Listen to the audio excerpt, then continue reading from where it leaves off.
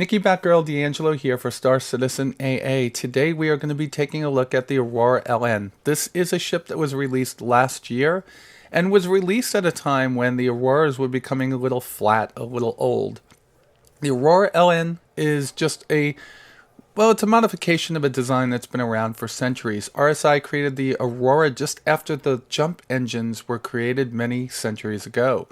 Now, it doesn't mean that the ship is old, it just means that the design is old. The Aurora has been upgraded over the years to have newer systems, better shields, faster power thrusters, and, it's able to carry the weapons that we now employ on some of the fighters today.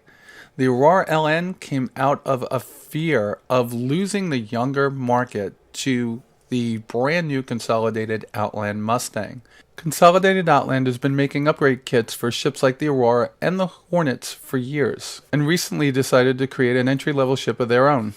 RSI had to do a little bit of soul searching and look at their design. Now, their design comes from a time when practicality was more important than beauty, but today, of course, the ships are being made more and more beautiful. Just look at the Origin 300 series.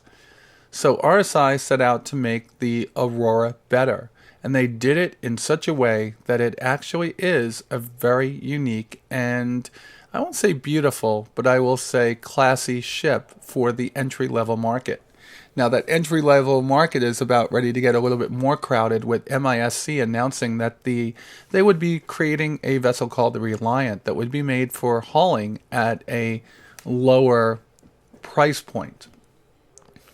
The Aurora is no different than the other ones. This LN is 18.5 meters in length, 8.25 meters in width, and 5 meters in height, and carries a weight of 8,300 kilograms.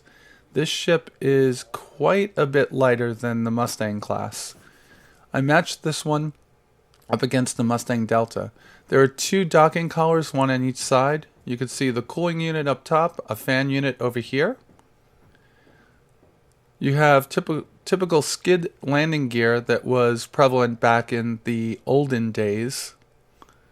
Makes it difficult to move around a hangar. Once you're landed, you're going to need assistance getting it into place. You've got 4 maneuvering jets on the back. This area, of course, is where you'll be able to take one of those box freight units, and that is up to 18 freight units. Now, it's going to be tough for you to unload by yourself, so you will be paying some extra fees for loading and unloading in this ship. It still has a sleek design, and the paint job, which you can change on your own later, is actually pretty cool. There's the Vasco d'Energia engine. There's the second fan unit down below.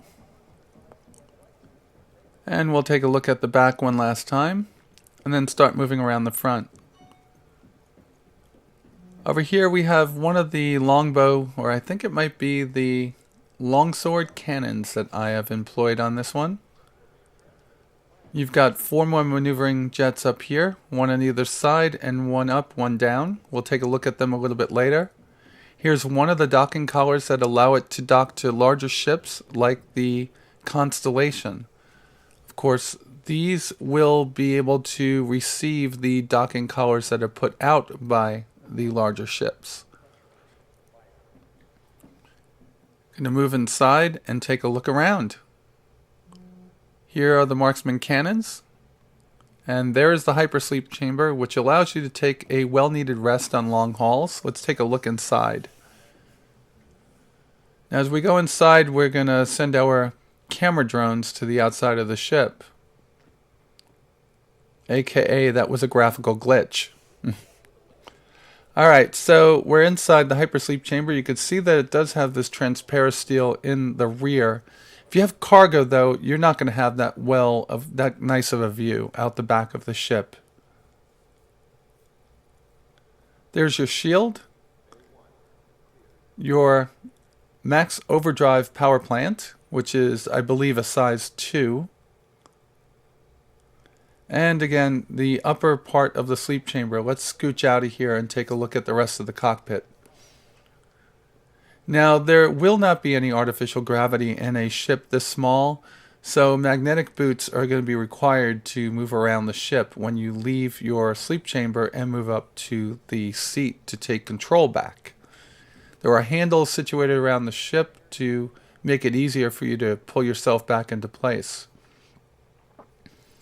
Now the seat itself, as you see, you had to scooch around. It does not spin around and move like the Mustang or like the 300 series does. And here you see the cockpit canopy. Although you have all-round visibility, there is a lot of framework, though it doesn't seem to block the view at all. There's enough visibility to catch any bogey that might be sitting on either side of you. Now, RSI did toy around with an all-glass cockpit, but there's so much circuitry and wiring inside of the framework of this canopy that they decided against it. Again, you can see two more handles up top for helping you get into place during 0G. Here's one of the fuel scoops as we move to the outside cameras again.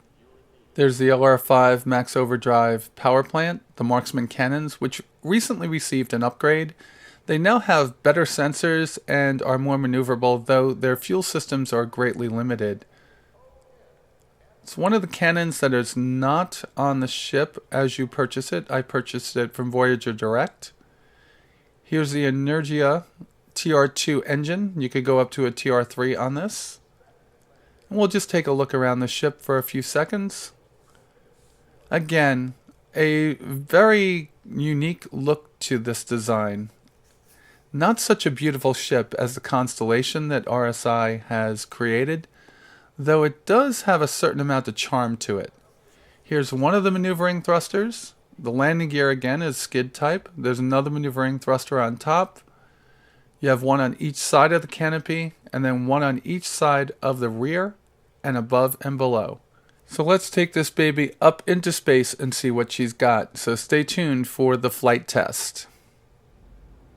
Well, we were unable to take that ship out, so we're employing Original Systems Arena Commander to show you the flight model of the Aurora LN.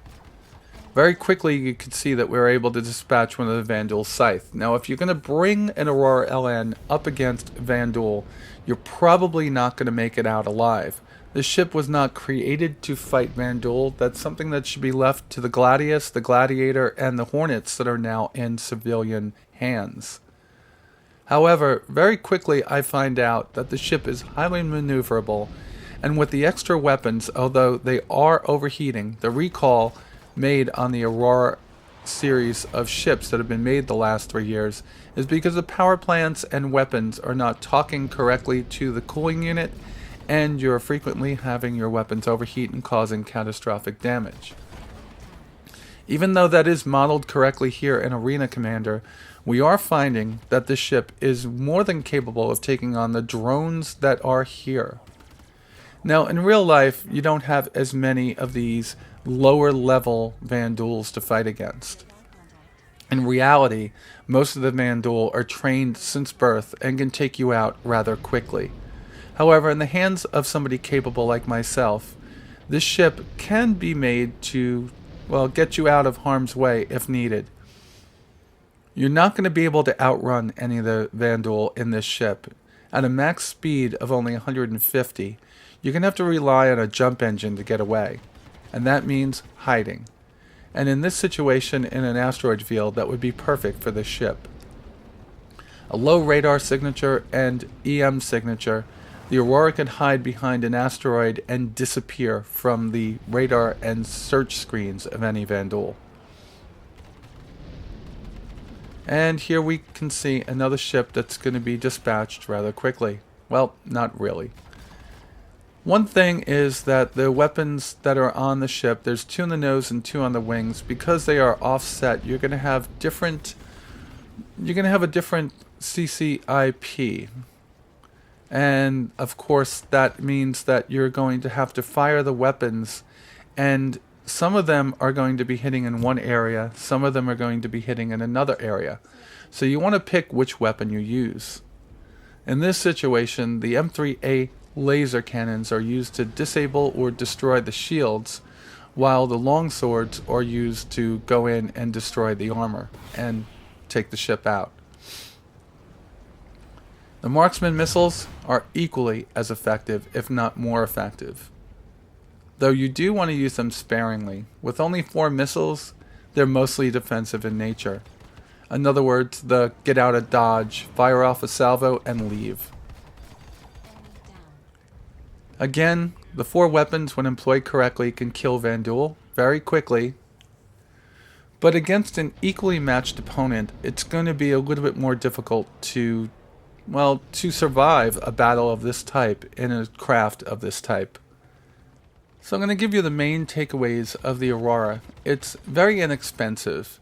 It's able to do a lot of different tasks, anything from exploration to cargo hauling to light bounty hunting, and definitely has enough punch if you buy the LN variant to protect you in a situation where you're jumped by pirates or may wander into an attack by the Vanduul swarm.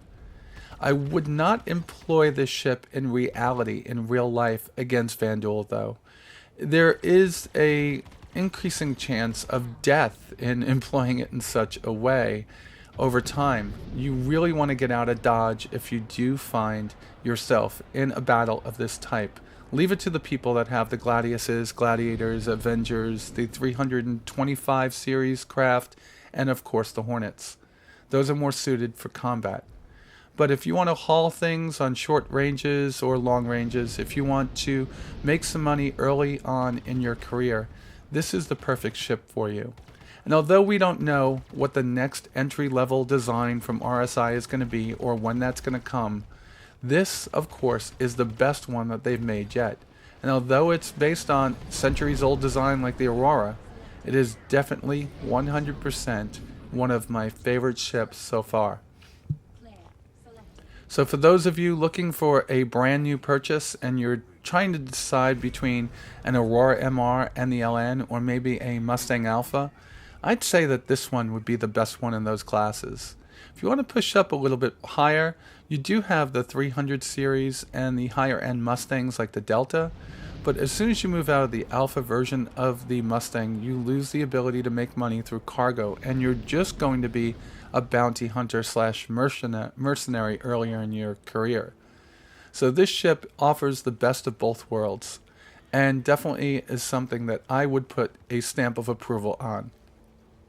If you guys like this review, please remember to click the thumbs up button below and send any comments to batgirl@starcitizenaa.com or just leave them below in the comment section of this video. Thanks for watching, and with that said, you all be safe out there, and I'll talk to you soon.